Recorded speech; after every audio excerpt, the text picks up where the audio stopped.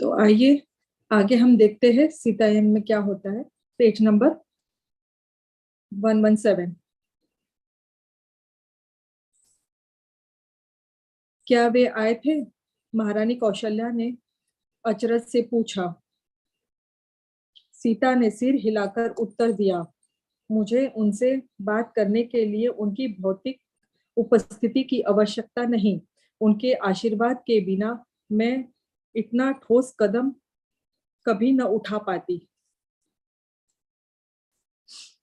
हम मिथिला से आए सेवकों के पास कहने को कुछ न था। यदि जनक बाबा ने उन्हें सहमति व आशीर्वाद आशीष दे दिया है तो हमें यह मान लेना चाहिए कि यह अधिक अच्छे के लिए है, सर्वहित के लिए है। शीघ्र ही भोर निकल आई। हर कोई दालान में एकत्रित हो गया था उन्हें देखने के लिए। श्री राम, उनके भ्राता लक्ष्मण और माता सीता सभी ने तपस्वी के वस्त्र धारण किए थे। वर्षा की बूंदे की बजाय दुख के आंसुओं से धरती पर तरबतर थी। ऐसा प्रतीत हो रहा था मानो धरती रो रही हो। हम सब हृदय घोर दर्द से पटा जा रहा था, किंतु माता शांत व दीप्तिमान दिख रही थी और श्री राम भी। हम चारों सेविकाएं एक तरफ किनारे पर खड़ी थी। जब तीनों तपस्वी परिवार से विदा ले रहे थे, मुझे लग रहा था कि हम माता से बात करने का मौका नहीं मिलेगा, किंतु वे किनारे पर हमारे पास आई। एक एक कर हम सबके हाथ थामे। तुम सबने बहुत प्रेम से मेरी सेवा की है और मैं जानती हूँ आप सदा करती रहेंगी। उन्होंने धीमे स्वर में कहा, मेरा प्रेम सदा आप सबके साथ है। तभी मेरे मन में विचार आया कि अब मैं शायद कभी उन्हें दोबारा नहीं देख पाऊंगी, क्योंकि मेरी आयु अधिक हो रही थी और मेरा स्वास्थ्य भी ठीक नहीं रहता था। 14 साल मुझे अनंत काल जैसा लग रहे थे। माता ने मेरी ओर देखा। मुझे अपने भीतर उनकी आवाज सुनाई दी, हम फिर मिलेंगे मीनाक्षी, मैं ये वायदा करती हूँ। तब आखिरी विदाई की झलक के साथ वह मुड़ी और दूर चली गई। बहुत से लोग उनके साथ पीछे पीछे गए। उषा और मैंने भी उनके पीछे चलना आरंभ किया, किंतु सोमा ने अपना हाथ हमारे कंधों पर रख दिया और वापस पीछे लाकर बोली, माता यह कदापि पसंद नहीं करती। हमें अपनी जिम्मेदारियां पूर्वतः निभानी चाहिए माता के बिना। मैंने शोक पूर्वक कहा, नहीं माता के साथ। उसने दृढ़ता से उत्तर दिया, हमें उनके शब्द नहीं भूलने चाहिए। हमें उनकी उपस्थिति बनाकर रखनी है। उनका इसका तात्पर्य है उनके कक्ष की साज सज्जा, उनके वस्त्र, उनके आभूषण, सब कुछ पहले जैसे होगा।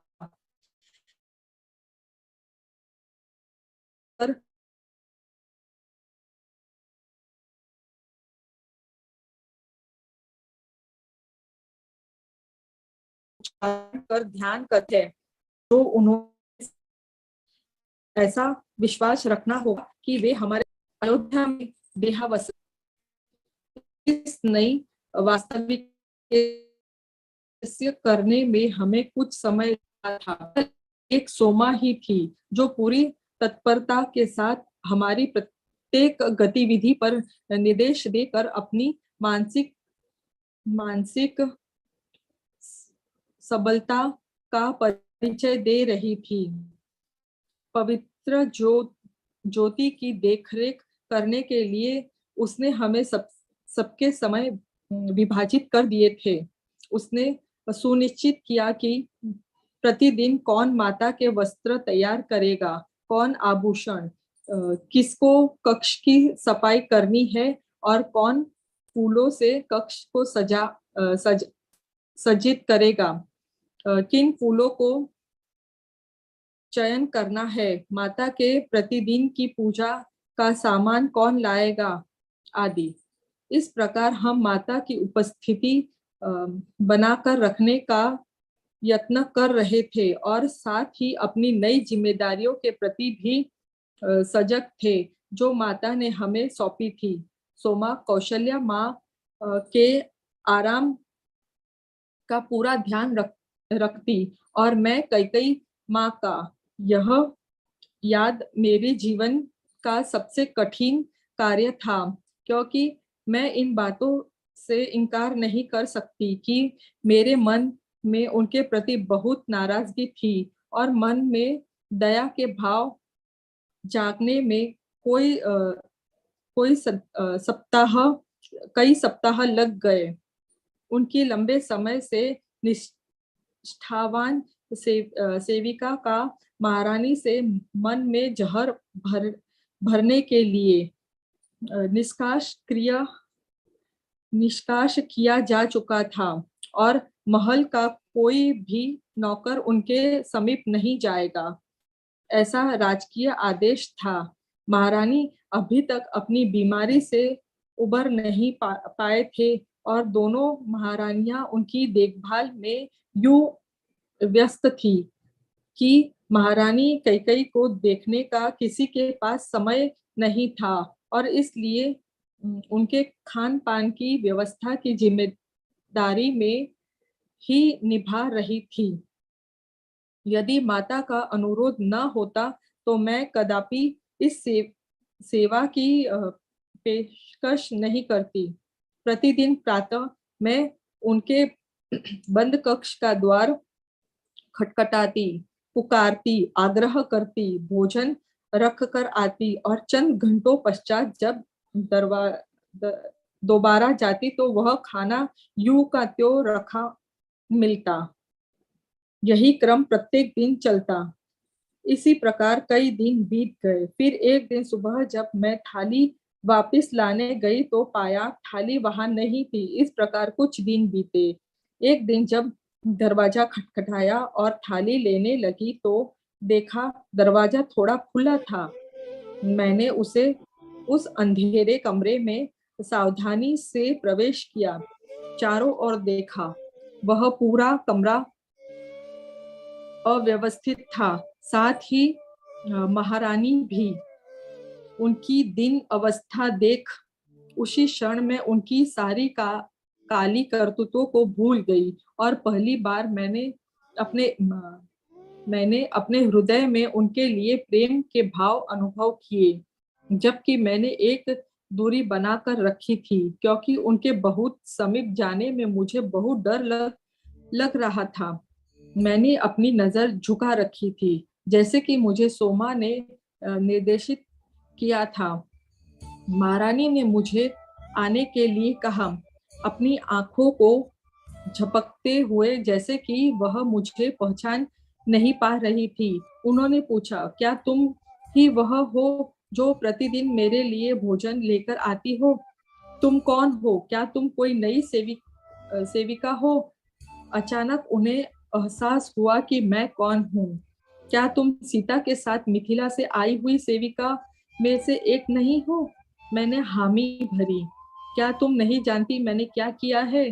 क्या तुम नहीं जानती मैं ही वह कारण हूँ जिसकी वजह से तुम अपनी रानी से जुदा हो गई हो? उनकी आवाज तेज, कठोर और अति तीव्र हो गई थी। मैं डर से पीछे हट गई। महारानी, यह राजकुमारी सीता के दिए हुए निर्देश का मैं पालन कर रही हूँ। मैंने सहमी हुई वाणी में फुसफुसाया। वह अचंभी प्रतीत हुई, फिर जोर से रोते हुए चिल्लाई, जाओ, मुझे एकांत में छोड़ दो। पता नहीं कहां से मैंने इतना साहस जुटाकर पूछने का प्रयास किया, यदि मैं आपकी कुछ सहायता कर पाऊं, किंतु मेरे मुख से निकला, महारानी, कृपया मुझे आप कक्ष साफ करने की अनुमति दे और आपको स्नान व तैयार करवाने की आज्ञा दे।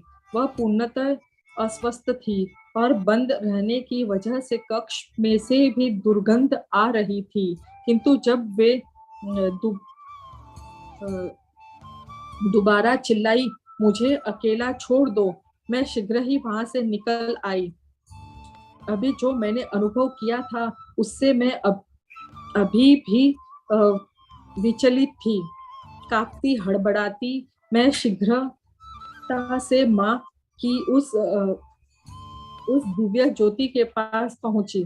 मैं प्रयत्न कर रही हूँ माता, मैंने मन ही मन उनसे कहा, किंतु वे मेरी पहुंच के परे है। आंसुओं से मेरी आंखें भरी थी, किंतु मैंने उन्हें पोंछ लिया। तभी मुझे सोमा का शांत स्वर सुनाई दिया, तुम माता की इच्छा पूर्ण कर रही हो। वह जर से भरी विषैली है। अपने आंसुओं को पोंछते हुए मैंने सोमा से कहा, पता नहीं क्यों माता ने मुझे उनकी सेवा के लिए नियुक्त किया है, सिर्फ इसी कारण से। हाँ, उनमें विष है, इसमें कोई संशय नहीं, किंतु माता हमसे चाहती है कि हम इस कड़वाहट को दूर करें और केवल प्रेम के द्वारा ही यह संभव है। उसने कहा।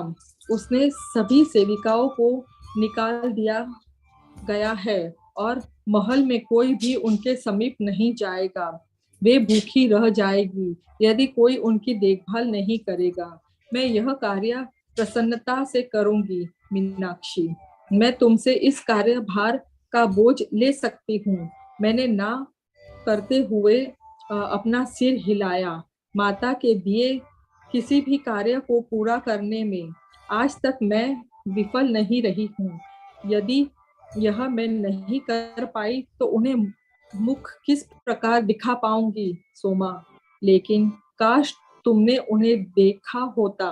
वे किसी मानसिक विकृत व्यक्ति की भ्रांति प्रतीत होती थी। उनके बिखरे बाल, बिना नहाए धोए अस्त व्यस्त कपड़े और बदबूदार कमरा जिसे वे मुझे साफ भी नहीं करने दे रही। जब मैंने यह चित्र वर्णित किया, सोमा का चेहरा करुणा से भर उठा। बेचारी रानी, उसने बुदबुदाया, उन्होंने सचमुच अपना मानसिक संतुलन खो दिया है। मैं उन्हें दोष नहीं देती। मुझे यकीन है कि उनका अपराध बोध भारी है, लेकिन तुम में धैर्य और दृढ़ता बनी रहनी चाहिए मीनाक्षी। क्या माता हमसे ऐसा ही नहीं कहती? मैंने हाँ कहा। सोमा ने अपना हाथ मेरी बाहों पर रखा। मीनाक्षी, तुम कांप रही हो, डर तुम पर हावी हो गया है। आज से पूर्व कभी मैंने इस प्रकार के डर का अनुभव नहीं किया था सोमा। जब मैं नदी में डूब रही थी तब भी नहीं। मैंने अपने जीवन को पानी के सुपुर्द कर दिया था, किंतु इस प्रकार के एहसास को मैंने पहले कभी नहीं जाना। उस कक्ष में घोर अंधकार है, ऐसा अंधेरा जो मुझे भयभीत कर रहा है। एक ऐसा अंधकार जो इस महल में चारों ओर समा गया है। जो अन्याय किया गया था उसके कारण छाया अंधेरा, किंतु हमें इसे बढ़ने से रोकना होगा। वह कुछ क्षण रुकी, फिर बोली, उस आखिरी रात जब तुम और बाकी सभी जा चुके थे, मैं कुछ समय माता के पास रुक गई थी ताकि वे मुझे निर्देश दे सके। आने से पूर्व मैंने उनसे पूछा था कि क्या वे आने वाले समय के प्रति भयभीत है। जानती हो उन्होंने मुझसे क्या कहा था? मैंने ना में सिर हिला दिया। ये उनके शब्द है जिन्हें मैं कभी नहीं भूलूंगी। सोमा, यह मानव शरीर डर और अभाव को जानता है, लेकिन यह ताकत, दृढ़ विश्वास और साहस यह भी अवश्य जानता है, और यह आने वाली सभी रुकावटों से जीतना भी जानता है। समय आ गया है, अब मैं पिताजी और सभी ऋषि मुनियों द्वारा दिए गए ज्ञान और उनके आशीर्वाद का लाभ उठाऊंगी।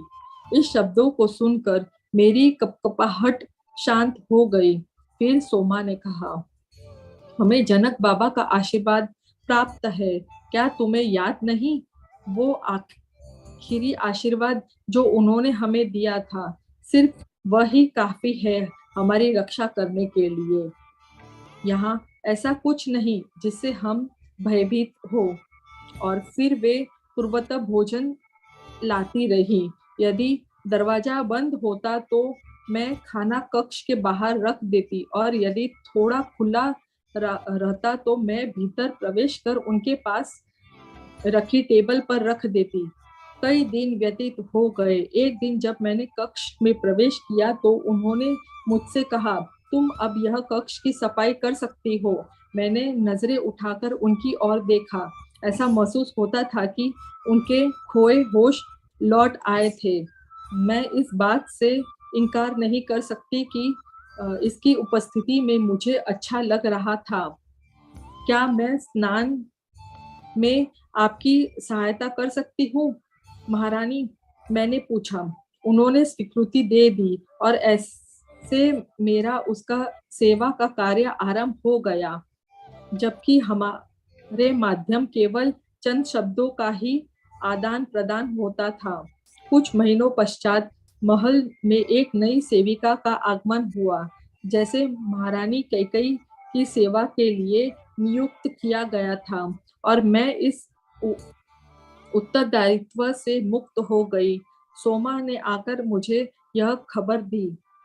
मेरी आवश्यकता वहां नहीं है, मैंने हिचकिचाते हुए पूछा।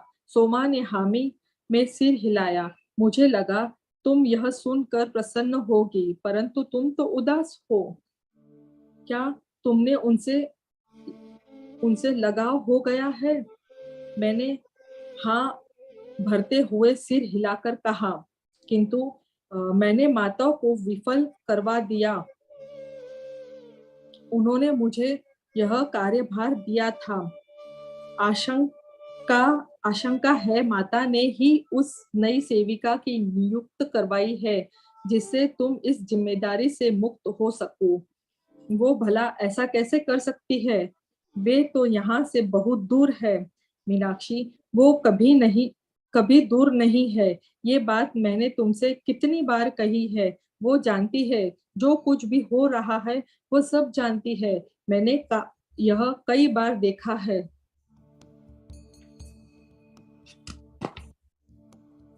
जय सीता मैया।